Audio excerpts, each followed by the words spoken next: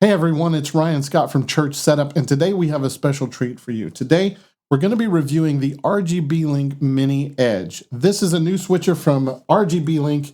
We actually have it in hand. We're going to take a look at it. We're going to actually run it through its paces, and we're going to answer the question, does this switcher make sense to become your main switcher in your production kit? And what features does it have that churches might be interested in, or schools, or performance halls, whatever it is?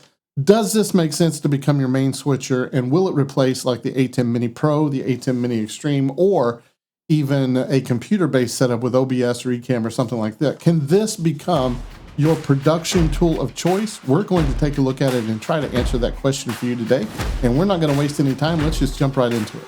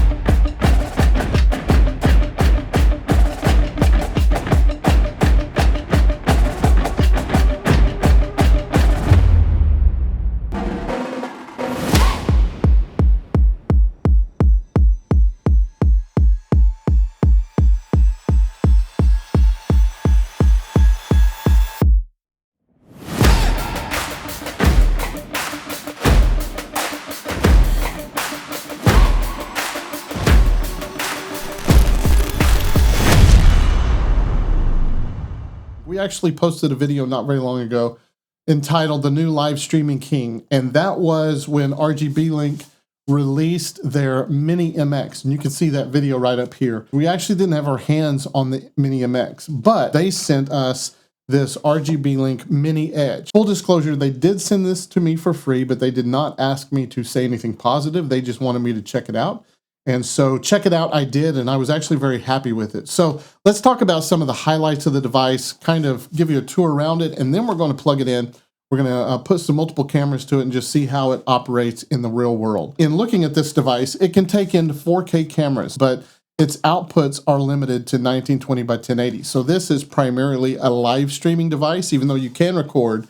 It's really built for live streaming, and that's why they don't feel pressured to put in like 4K outputs. Where this is different from the ATEM Mini Pro, for example, is that the ATEM Mini Pro, if you put a 4K camera in there that doesn't have an automatic downsampling feature, like most PTZ cameras, you put a 4K camera into an ATEM Mini Pro and it just doesn't see it. You have to make sure and manually change the camera to go down to like a 1080 stream so that the ATEM can handle it. This one downsamples it for you. So you can plug a 4K camera in there and it's just going to automatically downsample them to 1080 and let it work with our system. It's got 4 camera inputs, but it also has a 5th camera input if you want to hook up like a webcam or something like that. So you can get 5 cameras, and it's got 2 HDMI outputs. So the reason this is important is because you can use one for your multi-view, but you can use the other one for in-house screens or like an overflow room, like a nursery, or in the foyer or something like that. Or you can utilize both outputs for your production suite. So you can have one that's, full screen program out, multi-view on another, or you can do, preview program really big and use the screen as your multi-view. You can do a bunch of different things with that. If you want to utilize both for just your production room, you can actually go in and program, do you want to send preview out, program out, or any of your camera inputs out? So you can show full screen camera output to this as well. That's why it works well for like iMac or something. It does connect to the internet. It will stream directly. It has a built-in encoder here. You can control it with an app. You can control it with software, or you can control it straight from the device, but it will live stream as well. So you don't need a computer to live stream with it. It's got 2 USB ports here to connect to a computer or a webcam. And then it has another USB-C thing over here for power. This is how you power the device. Let's flip it around and show you some of the highlights here. So you have audio control, so you can control your audio in a very tactful way. The first 4 up here are for your HDMI inputs, and then you've got one for your microphone. You've actually got an XLR input on the side, and then you also have a 1/4-inch jack on the side input as well, which is controlled with this knob here. And then you have some sound effects that you can trigger from in here, kind of like the Rodecaster Pro. And then you can also bring in Bluetooth. So you can bring in Bluetooth audio through a phone or iPad or something for like music. And then the bottom two, you have an output for in-house monitors if you're running like a podcast studio or something like that. And then you can also plug in headphones right here, and you have volume control for headphones on the front as well. So a lot of volume controls. You've got mute buttons that are there. You have audio follows video buttons, and you can actually, I talked to Cooper from RGBlink at NAB this year, and he showed me that you can actually do where most things do audio follows video. In other words, if you have a podcast set up and you want whenever, guest one starts talking, and you switch to that camera, you want the audio to come on there. But this will actually do video follows audio if you want. And so if you have a podcast setup, this is going to be really great for podcasts, because with the video follows audio feature, what happens is if I start talking in my microphone, nobody else is talking, this is going to realize that, okay, HDMI 1 has audio coming through it, switch to that camera. So the video will follow the audio. Or you can do it the way, normally where audio follows video. But that's a really cool feature. And then it also comes with PTZ control. You've got zoom in and out here. You have a focus knob here, and you have the joystick controller right here. And it can control up to 4 PTZ cameras. You've really got everything right here. You've got the switcher, you've got audio control, and you've got PTZ control as well. One of the cool things that it does is it will save looks. So if you're familiar with like Super Source on the A10 Mini Pro or A10 Mini Extreme, you can do picture-in-picture. You can resize the different things. You can set it all up. And when you get a look that you like, you can actually save them down here into views, which you have 1 through 0 push button here, views. So kind of like scenes from OBS, you can actually set up scenes here. And when you trigger one and then transition it in, whatever scene you have set up with whatever sources you want showing will show there. That's like unheard of in a hardware switcher, making it that easy to just switch through scenes. This is amazing. If I was to push button 1 here, which is one of my saved views, it is a side-by-side, as you can see up here in the monitor right here. It is a side-by-side view, and if I were to transition that in, you can see we've got a side-by-side view there of picture-in-picture, and you can select whichever cameras you want in there. I switched. So now you can see camera 1 on the left or on the right and camera 2 on the left. And I'm going to transition that back out. I have other save views here as well. I can hit number 2 and it goes back to just the full screen. This one. Number 3 is a picture-in-picture in the top right. I can pull that over so you can kind of see how that works. It's got shortcuts. You can program shortcuts down here into this top line. Like if you have PTZ preset or something and you want a preset, call a preset location, you can program those in to preset triggers down here. You can also do different shortcuts, like if you want to show a logo or turn it off, all kinds of different things. Whatever the software allows you to do, you can set up with shortcuts right there. And then you've got your picture-in-picture controls in the middle. I have a monitor that I was going to use with this, but my monitor is old and it's a little bit too big.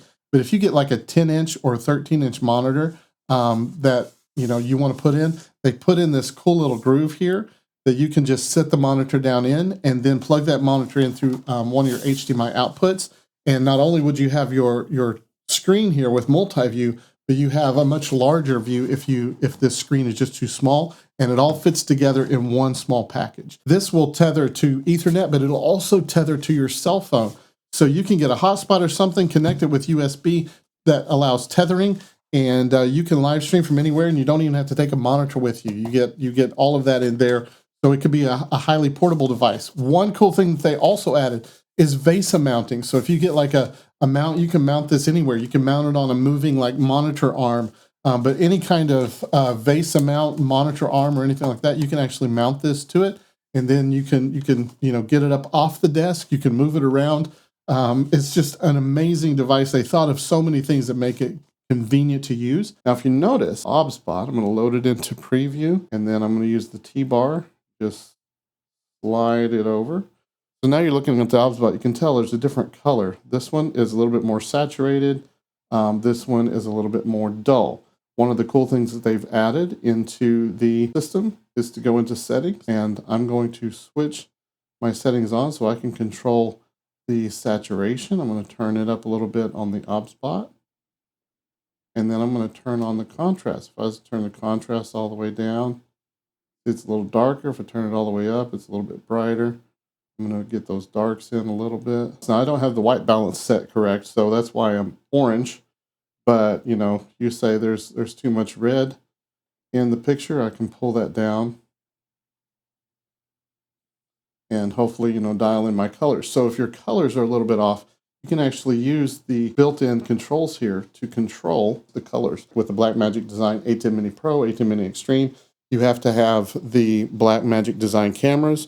With this one, you can do just about any camera because it's processing those color controls right there in it. You push down the joystick, it quickly takes you into the menu, and then you can cycle through the previews here. So currently, we're showing preset number 1. I'm going to cycle over right here to preview number, or to preset number 2, and I'm going to recall that one, and it's going to take the camera back to that preset. I'm going to go back to the other preset and recall that, and it's going to pull that. So you can actually use presets with this right now, or you can use the software to program these buttons to recall those presets. That's pretty much how the RGBlink Mini Edge works. Now, when it comes to price, the Mini MX is priced at $12.99, where this comes in a little bit cheaper at $7.99, so it is a pretty affordable device. If you want to use it for live streaming, this is probably going to be a device that you kind of fall in love with for its simplicity and for its power and functionality,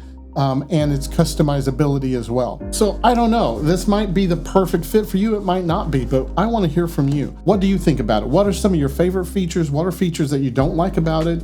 And where do you think that this fits in your setup, or is there a reason why you're not thinking this fits in your setup? I would love to hear your thoughts on this device. Just let us know in the comments below. We'd love to hear from you. But that's kind of the review. Hopefully you found it helpful. If you've been interested in this device, hopefully you found this informative and helpful for you. If you would like to, you can subscribe to our channel if you enjoyed this video, and you can share it with your friends if you like as well. You can click the bell to make sure that you get all of the updates and follow us as well. But thank you so much for watching. Again, this is Ryan Scott from churchsetup.com, and we will see you in the next video. Thank you.